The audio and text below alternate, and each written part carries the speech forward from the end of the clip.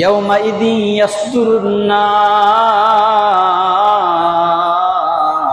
আশতাতা, সেদিন মানুষ দলে দলে উঠতে থাকবে, বিভিন্ন দলে বিভক্ত হয়ে উঠতে থাকবে।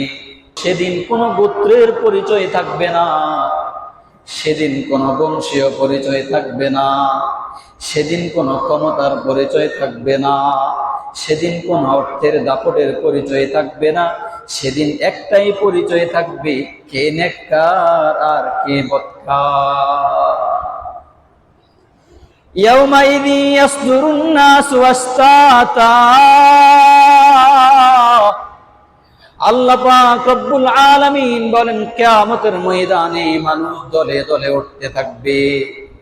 কেন দলে দলে উঠতে থাকবে? লিয়ারাউ আ'মালাহুম, সকলে তখন নিজেদের কৃতকর্ম আমলনামা দেখার জন্য দলে দলে বিভক্ত হয়ে যাবে।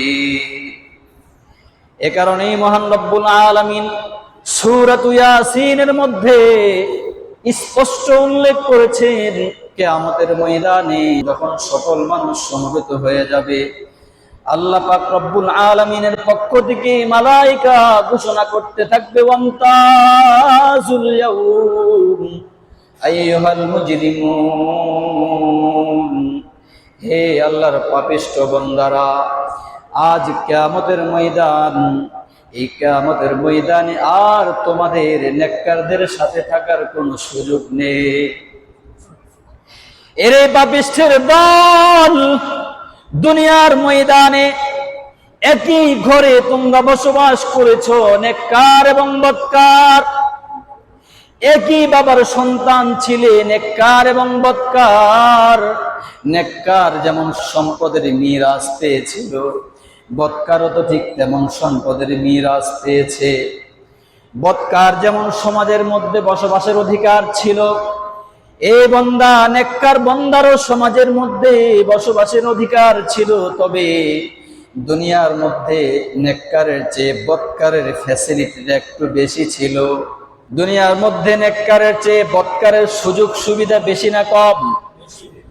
এই আল্লাহর পাপিষ্ঠ বান্দা, দুনিয়াতে দেখো একই মসজিদের মধ্যে গিয়ে নেককার বদকার একই সাথে নামাজ পড়েছিলে, একই সমাবেশের মধ্যে নেককার বদকার একই সাথে উপবিষ্ট হয়েছিলে, একই মঞ্চের মধ্যে নেককার বদকারের চার একসাথেই ছিল।